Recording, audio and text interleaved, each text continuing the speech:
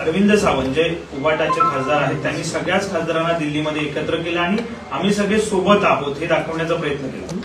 मला वाटतं ज्या वेळेला शिंदे साहेबांनी त्या ठिकाणी उठाव केला त्यावेळेला उद्धवजी ठाकरे साहेबांसोबत वर्षावर उदय सामंत, गुलाबराव पाटील हे सारे नेते सोबत होते। बरेचसे नेते तिथे बैठक घेऊन नंतर शिंदे साहेबांसोबत गेले, बाकीचे उरले एकत्रित झाले आणि पुढे त्यांना जॉईन झाले। त्याच्यामुळे आपल्या पत्रकार परिषदेत आले म्हणजे जाणार नाही यावर त्यांचा विश्वास असेल तर आनंद आहे। परंतु त्या ठिकाणी असणाऱ्या उबाटामध्ये बाळासाहेबांच्या विचाराला तिलांजली दिली। हिंदुत्वाचा विचार सोडून बाळासाहेबांनी आयुष्यभर ज्या काँग्रेसवर त्या ठिकाणी टीका टिप्पण्या केल्या त्या काँग्रेस सोबत बसणं या सच्च्या शिवसैनिकांना अस्वस्थ करते। त्याचबरोबर उद्धवजी ठाकरे साहेब शिवसेना उबाटा किती पुढे नेतील याबद्दल ते साशंक आहे। त्याचबरोबर खासदाराला त्याच्या मतदारसंघामध्ये केंद्राच्या माध्यमातून राज्याच्या माध्यमातून विकास करण्यासाठी गती घेण्यासाठी त्या ठिकाणी सरकारचा आश्रय मदत आवश्यक आहे आणि मग ज्या विकासासाठी निवडून येतो तो विकास होत नसेल तर शेवटी ते लोकप्रतिनिधित्व काय करायचं आहे अशा प्रकारच्या वेगवेगळ्या अर्थानं हे खासदार निश्चितच त्या ठिकाणी शिंदे साहेबांसोबत जाऊ शकतात किंवा वेगळा पर्याय स्वीकारू शकतात यावर विश्वास ठेवायला त्या ठिकाणी परिस्थिती आहे। भाऊ, महाराष्ट्रात टायगर ऑपरेशन सुरू होते, दुसरीकडे दिल्लीमध्ये लोटस ऑपरेशन सुरू असल्याची देखील चर्चा सुरू झालेली, कारण की दिल्लीच्या निवडणुकीचा निकाल उद्या लागतोय। दिल्लीमध्ये देखील लोटस ऑपरेशन सुरू केलं असं दिल्लीचा निकाल जो आहे तो उद्या समोर येणार आहे। त्या आधीच लोटस ऑपरेशन दिल्ली विधानसभेसाठी सुद्धा सुरू झालंय अशी चर्चा आहे। मला वाटतं निवडणुकीमध्ये भूमिका घेणं, सत्ता बसवणं प्रत्येक पक्षाचं कर्तव्य असतं, परंतु मला अजिबात वाटत नाही की लोटस ऑपरेशन करण्याची आवश्यकता भासेल। पूर्णपणे बहुमत भारतीय जनता पार्टीला त्या ठिकाणी मिळेल अशा प्रकारचं चित्र आहे, तिथला जनाधार मतदारांनी दिलेला वाटतोय। तथापि उद्या जर त्या ठिकाणी अशी परिस्थिती उद्भवली तर निश्चितच भारतीय जनता पार्टी आपल्याला कल्पना आहे त्या ठिकाणी सत्ता बसवू शकते आणि दिल्लीच्या सहकार्याने केंद्र सरकारच्या दिल्लीचा विकास गतिमान त्या ठिकाणी होऊ शकतो। अरविंद सावंत असे म्हटले की कुठेतरी राज्यातल्या ज्या इतर घडलेल्या घटना घडत आहेत, वेळचं प्रकरण असेल किंवा महागाई असेल, अनेक मंत्र्यांवरचे आरोप असतील, हे सगळं दाबण्यासाठी अशा पद्धतीनं नेरेटिव्ह जो आहे तो पसरवला जातोय आणि खासदार फुटले जातील किंवा टायगर ऑपरेशन अशा बातम्या समोर आणल्या जातात। नाही, मला वाटतं राजकारणामध्ये आता मूर्खपणा म्हटलं तर ते चुकीचं होईल, परंतु आपल्याला ठेच लागल्यानंतर पण दुर्दैवानं उबाटा दुरुस्त होत नाही, त्यांचे नेते संजय राऊत दुरुस्त होत नाहीत असं शिंदे साहेबांना गृहीत धरत गेले आणि शिंदे साहेबांनी अख्खी शिवसेना सोबत घेऊन गेले, त्याचा पताही या ठिकाणी लागला नाही। तशाच प्रकारे आता ती परिस्थिती आहे, परंतु ते मानायला तयार नाहीत, अजून त्याच मनस्थितीत आहे। आता बीडचा आणि याचा काय संबंध आहे, महागाईचा आणि ऑपरेशनचा काय संबंध आहे, त्याच्यामुळे मला वाटतं ते दिशाहीन झालेले आहेत, संभ्रमित झालेले आहेत। त्यातनं त्यांना नेमकं काय करावं हे संजय राऊतांसहित शिवसेना उभाटाला सुचताना दिसत नाही। भाऊ, राहुल गांधी यांनी पत्रकार परिषद घेतली, संजय राऊत सुद्धा उपस्थित होते, सुप्रिया सुळे उपस्थित होत्या। राज्यातली विधानसभा निवडणूक जी झाली त्यामध्ये जो निकाल लागला त्यामध्ये अतिरिक्त मतदान जे झालेलं आहे ते नेमकं कुणाचं, त्याचे नाव पत्ते निवडणूक आयोगाने लवकरात लवकर त्याची माहिती द्यावी अशी मागणी पुन्हा एकदा त्यांनी पत्रकार परिषदेद्वारे केली। मला वाटतं 30 कॅसेट रिवाइंड करण्याचं काम सुरू आहे। महाराष्ट्रात महाविकास आघाडीने 30 कॅसेट वाजवली, 30 कॅसेट नव्यानं राहुल गांधी सुप्रियाजी आणि संजय राऊतांना बाजूला बसून वाजवत आहे. मला वाटतं राजकारणातला पोरकटपणा या निमित्तानं दिसून येतोय. कारण या संदर्भामध्ये निवडणूक आयोगानं भूमिका स्पष्ट केली, तपशीलवार खुलासा दिलाय, उत्तर दिलंय आणि या उपर त्यांचे प्रश्न जे आहेत त्याला निवडणूक आयोग निश्चितच समर्पक अशा प्रकारचा खुलासा उत्तर त्या ठिकाणी देईल. साफ साफ म्हणत भुई थोपटण्याचा प्रकार आहे. त्यांना सूर सापडत नाही, दिशा सापडत नाही. पक्षाची वाताहत होते त्याकडे लक्ष देऊन पुन्हा उभं राहायची हिंमत अवसान गळालेला आहे. आणि त्याच्यामुळे आता ईव्हीएम तेच विषय त्याच कॅसेट पुन्हा वाजवण्याचा त्यांचा प्रयत्न आहे. आता लोकांना तुमच्या या नौटंकीची सवय झाली. लोक सिरियसली तुमच्या या विषयाला घेत नाही, घेणार नाही. संजय राऊत बोलताय की महाराष्ट्राचा जो हा पॅटर्न आहे वाढलेल्या मतदारांचा आणि बदललेल्या निकालाचा दिल्लीतला पराभव दिसतोय. मला वाटतं दिल्लीतला पराभव त्या ठिकाणी स्पष्ट त्यांना दिसतोय आणि पराभवाची मानसिकता आत्ताच करून त्याचं विश्लेषण त्या ठिकाणी करण्यासाठी ग्राउंड बनवण्याचा हा प्रयत्न आहे. म्हणजे अगोदर आम्ही बोललो होतो ते खरं झालं अशा प्रकारचं नॅरेटिव्ह सेट करण्याचा प्रयत्न आहे. परंतु दिल्लीची जनता भारतीय जनता पार्टीला त्या ठिकाणी बहुमत देईल आणि तिथल्या विकासासाठी पुन्हा एकदा दालन खुलं होईल. संजय राऊत, राहुल गांधी यांना अपयश दिसतंय. संजय राऊतांचा पक्षच नाही, तिथे उमेदवारच नाही. परंतु उरलं सुरलं अस्तित्व काँग्रेस आहे ते संपुष्टात येईल. त्यामुळे अगोदरच पूर्वतयारी उद्याच्या विश्लेषणाची आज त्यांनी सुरू केली. करुणा मुंडे असं म्हणतात की धनंजय मुंडेंना पाठिंबा जो आहे तो भाजपचा आहे, त्यामुळे त्यांचा राजीनामा घेतला जातो किंवा त्यांच्यावरती कारवाई केली जाते. थेट भाजपवरती त्यांनी विषय. भाजप अशा प्रकारच्या गोष्टी करत नाही. भाजप सच्चाईच्या बाजूने, सत्याच्या बाजूने उभी राहते. जो सत्य आहे, ज्याची बाजू खरी आहे त्यामागे भाजप असतं. हा घरगुती त्यांचा प्रश्न आहे. जिथे सत्य आणि सच्चाईची बाजू घ्यायची असेल तिकडे सरकार भूमिका घेईल, योग्य ती दखल त्या संदर्भात घेईल.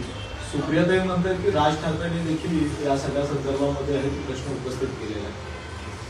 आता सुप्रिया ताईंना राज ठाकरेंच्या वक्तव्याचा आधार वाटला आहे. एकेकाळी पवार साहेब, सुप्रियाताई राज ठाकरे साहेबांच्या भूमिकेवर काय काय बोलले ते जरा मागच्या वक्तव्यांकडे आपण लक्ष दिल्यावर दिसून येईल. बोलत्याला काडीचा आधार आता स्वतः त्या ठिकाणी बोलताना दिसत आहे. अशा या ठिकाणी त्यांना आधार राज ठाकरे साहेबांच्या वक्तव्याचा वाटतोय. अरविंद सावंत असे म्हणतात की महिला आयोग या संपूर्ण प्रकरणात घेत नाही, महिला आयोग यावरती आवाज का उठवत नाही असे त्यांनी. मला वाटतं सगळ्या यंत्रणांनी त्यामध्ये लक्ष घातलंय. महिला आयोगाने त्या ठिकाणी लक्ष घातलंय, भूमिका घेतलेली. संजय राऊत टीव्ही समोर बोलण्यापलीकडे या गोष्टींची माहिती घेत नाही आणि त्यांना कोणी लक्ष घालावंसं वाटत असेल तर ते खासदार आहेत, लोकप्रतिनिधी आहेत. त्यांनी त्या अथॉरिटीकडे पत्र दिलं, त्या यंत्रणा लक्ष घालून त्यांच्या त्या पत्राचा सन्मान करतील. परंतु त्यांना प्रश्नाचं उत्तर नको आहे. केवळ मीडियासमोर सनसनाटी करायची, आपण मीडियात चर्चेत राहायचं. त्यांना समस्या सुटण्याची काही देणं घेणं नाही. जितेंद्र आव्हाडांनी गंभीर आरोप केला की बदलापूर प्रकरणातील आरोपी जो अक्षय शिंदेचा एन्काउंटर केलेला आहे तो खोटा असल्याचं आता अहवालामध्ये सिद्ध झालेला आहे. दरम्यान अक्षय शिंदेच्या आई वडिलांनी मात्र न्यायालयातून माघार घेण्याचा निर्णय घेतलेला आहे. मला वाटतं जेव्हा ही घटना घडली त्यावेळेला महाराष्ट्रात आक्रोश होता. हीच लोक त्यावेळेला कारवाईची कठोर मागणी करत होती. आणि आता दुर्दैव आहे की अशा नराधमाच्या मागे उभं राहण्याचं पाप ही लोक करतायत. यावरून यांची मनोवृत्ती काय आहे याही गोष्टीचं राजकारण करण्यात इंटरेस्ट आहे. आरोपींना त्या ठिकाणी कठोर कारवाई करून अशा घटना होऊ नये याच्याशी त्यांना देणं घेणं नाही, हे पुन्हा एकदा स्पष्ट होतं. लाडकी बहीण योजनेतले लाभार्थ्यांची संख्या जी आहे ती एका महिन्यात घटलेली आहे. 5 लाखांनी ही जी संख्या जी आहे ती घटली आहे. ज्यांच्या 4 चाकी वाहनं आहेत अशा महिलांचा लाभ जो आहे तो काढून घेण्यात आला. विरोधक टीका करतात. मला वाटतं विरोधकांचं कामच टीका करणं आहे. ज्या वेळेला गरिबाच्या कल्याणाच्या योजना येतात तेव्हा काही निकष ठरतात. त्या आधारावर त्या ठिकाणी ती योजना बनत असते. लाडक्या बहिणींच्या योजनेचे निकष जे आहेत त्या गरजू आणि गरीब महिलांसाठी त्या ठिकाणी योजना आहे. आणि जर त्या ठिकाणी IT भरणारे, टॅक्स पेअर, पैसेवाले चुकून त्या ठिकाणी आले असतील, अनवधानाने त्या ठिकाणी आले असतील, तर मला वाटतं अशा लोकांच्या संदर्भातच ती भूमिका आहे. परंतु जे पात्र आहेत, जे निकषात आहेत, ज्यांच्यासाठी ती योजना आहे त्यातली एकही महिला त्या ठिकाणी योजनेपासून वंचित राहणार. राज्याचे आमदार, खासदार आणि आदिवासी मंत्री सुद्धा आज आश्रमशाळांमध्ये मुक्कामी दिसणार आहेत. याआधी महसूल मंत्र्यांनी आदेश दिलेले की जिल्हाधिकारी, तहसीलदार आणि प्रांताधिकाऱ्यांनी सुद्धा आठवड्यातून 1 ते 2 दिवस व्हिजिट करायचे आहे. PWDने सुद्धा अधिकार दिले. मंत्र्यांनी ज्या प्रकारे आढावा घेतला फडणवीसांनी 100 दिवसांचा, गतिमान महाराष्ट्राला दिसतोय. मला वाटतं देवाभाऊंचं बदललेलं सरकार, बदललेलं प्रशासन आणि बदललेलं मंत्रालय आपल्याला बघायला मिळेल. महसूल मंत्र्यांनी त्यांच्या अधिकाऱ्यांना, डेप्युटी कलेक्टर, प्रांतांना, कलेक्टरना एरियात जाण्याचं आवाहन केले, संवाद साधण्याचं आवाहन केले. PWDच्या खात्याच्या एक्झिक्युटिव्ह इंजिनियर सहित सगळ्या अधिकाऱ्यांना फील्डवर जाण्याचं आवाहन त्या ठिकाणी केलेलं आहे. आदिवासी मंत्र्यांनी स्वतः जाहीर केलंय की मी आदिवासी आश्रमशाळेत शासनाच्या जाऊन मुक्काम करणार आहे, ज्यातून त्यांच्या संवेदना, गांभीर्य, समस्या लक्षात येतील. त्याच्यामुळे प्रशासन आता जनतेच्या दारी जाणार आहे. जनतेकडून प्रशासन आणि जनतेचा सुसंवाद होणार आहे. मंत्री आणि जनतेचा सुसंवाद होणार आहे. आणि त्याच्यामुळे सरकारला सर्वसामान्यांचा विकास किंवा सेवा द्यायला त्या ठिकाणी सोपं होणार आहे. गतिमान सरकार होणार आहे. आणि देवेंद्रजींच्या बदललेल्या देवाभाऊ सरकारचं हे प्रतिबिंब आता दिसायला लागलेलं आहे. भाऊ, उद्धव ठाकरेंचं कालचं वक्तव्य एक समोर आलेलं आहे. महायुतीला शिवाजी महाराज जे आहे ती EVM मशीन वाटतात का? कारण CST स्थानकाच्या समोरचा शिवाजी महाराजांचा पुतळा जो आहे तो कधी बसवणार असा त्यांनी सवाल उपस्थित केला. छत्रपती शिवाजी महाराजांचं नाव घेऊन 25-30 वर्ष मुंबई, महाराष्ट्रामध्ये उद्धवजींनी राज्य केलं. जय भवानी, जय शिवाजीच्या घोषणा देऊन शिवसेना त्या ठिकाणी वाढली. तुम्ही छत्रपती शिवाजी महाराजांसाठी काय केलं याचं पहिलं उद्धवजी ठाकरे साहेबांनी त्या ठिकाणी उत्तर द्यावं. त्याच्यामुळं आपण छत्रपती शिवाजी महाराजांचा विचार, हिंदवी स्वराज्याचा विचार, त्या ठिकाणी गडकिल्ल्यांचं संरक्षण, त्यांच्या त्या ठिकाणच्या असणाऱ्या सोयी सुविधा या संदर्भात आपण काय केलं, त्याच्यामुळे उद्धवजी ठाकरेंची बोलाची गडी मोलाचा भाग आहे. आपल्याला छत्रपतींच्या नावावर 25-30 वर्ष या ठिकाणी राज्य मिळालं, महापालिका असेल, महाराष्ट्रात वेगवेगळ्या ठिकाणी, त्याचं उत्तर पहिलं द्यावं आणि मग दुसऱ्याकडे बोट दाखवण्याचा प्रयत्न करावा. गुलाबराव पाटील असं म्हणतात की अजित पवार नसते तर आमच्या 100% जागा ज्या आहेत ते निवडून आल्या असत्या. अजित पवारांची बॅकडोर एंट्री झाली, वरची इमर्जन्सी होती म्हणून त्यांनी सगळं घडलं. मला वाटतं जर त्यांना त्या ठिकाणी अर्थ नाही. एकमेकांच्या मतांचा फायदा एकमेकांना झालेला आहे ही वस्तुस्थिती त्या ठिकाणी समजून घेण्याची आवश्यकता आहे. तिन्ही पक्ष वेगवेगळे लढले असते तर कदाचित वेगळा रिझल्ट त्या ठिकाणी असू शकतो. आणि मग प्रत्येक पक्ष बोलेल की आम्ही जास्त जागा लढवल्या असत्या तर आम्हाला जास्त मिळाल्या असत्या. भारतीय जनता पार्टीने 288 जागा लढवल्या असत्या तर आम्हाला जास्त मिळाल्या असत्या. शिंदे साहेबांना जसं वाटतंय तसंच अजितदादांनी जास्त जागा लढवल्या असत्या, त्यांना वाटतं आम्हाला जास्त जागा मिळाल्या असत्या. मला वाटतं आता झालेल्या गोष्टींची पुन्हा उणीधुणी काढणं किंवा वक्तव्य करणं हे महायुतीच्या भविष्यातल्या वाटचालीसाठी योग्य आहे असं वाटत नाही. मला वाटतं तिघांना सरकारचा मॅन्डेट जनतेने दिलाय. तिघांनी एकत्रितपणे एक विचारानं महाराष्ट्रातल्या जनतेसाठी काम केलं पाहिजे एवढंच मला कळतं. सर हिंदी में जाना चाहेंगे, जिस तरीके से आज उदय सामंत से बयान आता है कि कुछ जो नेता है शिवसेना यूबीटी से वो संपर्क में शिवसेना एकनाथ शिंदे फैक्शन से, आप किस तरह देखेंगे सर इस स्टेटमेंट? नहीं, ये उनके बयान में दम हो सकता है क्योंकि बाला साहब का विचार उपाटानी छोड़ दिया है. विकास के लिए सरकार में रहना, सरकार का सपोर्ट जरूरी है. इसलिए मुझे लगता है उद्धव जी ठाकरे साहब शिवसेना आगे ताकत से, कॉन्फिडेंस से लेके जा सकता है, उनको लगता नहीं. शिंदे साहब के काम से वो प्रभावित है. ये सब चीजें देखते हुए उदय सामंत के बयान में सत्यता ऐसा हो सकता है. सर अगर देखा जाए तो जिस तरीके से दिल्ली में भी ऑपरेशन लोटस चलाने की बात चल रही है, कुछ जो विधायक है आम आदमी पार्टी के वो बीजेपी संपर्क कर रही है, उन्हें किस तरह देखेंगे सर? मुझे लगता है देखो, हर पार्टी अपना सरकार बनाने के लिए प्रयास करती है. एक तो पहला मुझे लगता है कि भारतीय जनता पार्टी का निर्विवाद बहुमत दिल्ली में आएगा, लेकिन इसी तरह की परिस्थिति होगी तो हर पार्टी अपना सरकार बनाने का प्रयास करते हैं.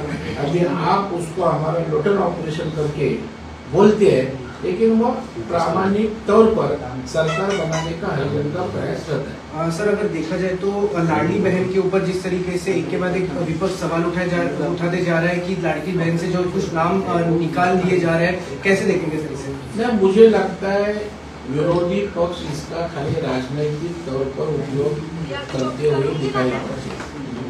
कौन भी योजना जिनको जरूरतमंद है उनके लिए, गरीब के कल्याण के लिए होती है.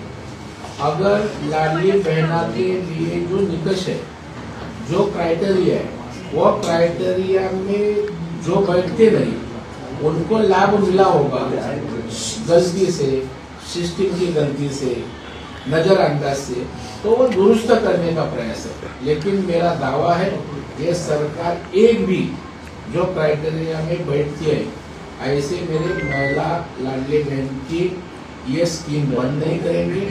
लेकिन जो सक्षम है, जो ताकतवर है, उनको निकष पूर्तता उनकी नहीं हुई होगी तो उनके बारे में सरकार का ही निर्णय हो सकता है. सर वही अगर दूसरी तरफ देखा जाए, दिल्ली में प्रेस कॉन्फ्रेंस होती है जिसमें राहुल गांधी बैठते हैं. राहुल गांधी कहते हैं, फिर से उन्होंने कहा कि महाराष्ट्र में जो विधानसभा के इलेक्शन होते हैं उसमें कुछ वोटर्स को है वो ऐड किया था उसमें, इसलिए वो पूरा फेर बदला हुआ है. किस तरह देखेंगे उनके स्टेटमेंट को? मुझे लगता है जो देवेंद्र जी ने कहा है वैसा ही वही जो वापस कर रहे हैं. ये हास्य जत्रा का प्रोग्राम इनका देश भर शुरू है. महाराष्ट्र में हर पार्टी ने यह हास्य जत्रा में सम्मिलित होने का प्रयास किया. महाविकास आघाड़ी ने इकट्ठा होकर यह हास्य जत्रा का प्रोग्राम महाराष्ट्र में किया. अभी इसकी व्याप्ति देश भर हो रही है. इसलिए अभी राहुल गांधी एक बाजू में, संजय राउत दूसरे बाजू में सुप्रिया सुले, इनकी हास्य जत्रा का प्रोग्राम अभी देश स्तर पर शुरू हुआ है. कहा जा रहा है कि महाविकास आघाड़ी जो प्रेस कॉन्फ्रेंस की है वो एकता दिखाने के लिए किया है, और वहीं दूसरी तरफ जो निकाय चुनाव होने जा रहे हैं उसकी तैयारी भी की जा रही है. मुझे लगता है अभी वो हर दिशा में हर पार्टी है, तो आप कह रहे सही है कि हम इकट्ठा है ये दिखाने का प्रयास है, लेकिन वो इकट्ठा हो नहीं सकते. विचारधारा अलग है, एक दूसरे के ऊपर विश्वास नहीं, एक एक जन को बड़ा बनने का है. जैसा महायुति इकट्ठा होकर काम कर रहे हैं, विचारधारा अलग कई पार्टी की होके भी एक एजेंडा लेके विकास का काम कर रहे हैं, वैसा इनका नहीं है.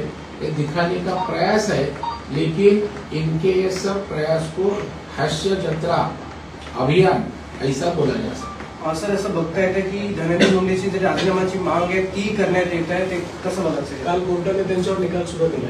नाही, मला वाटतं कोर्ट या संदर्भात योग्य तो निर्णय घेत असतो आणि ज्या यंत्रणा या संदर्भामध्ये अथॉरिटी आहे त्या योग्य त्या गोष्टींची तपासणी करून निर्णय घेत असतात. आमच्या वक्तव्यावर निर्णय किंवा भूमिका नसते.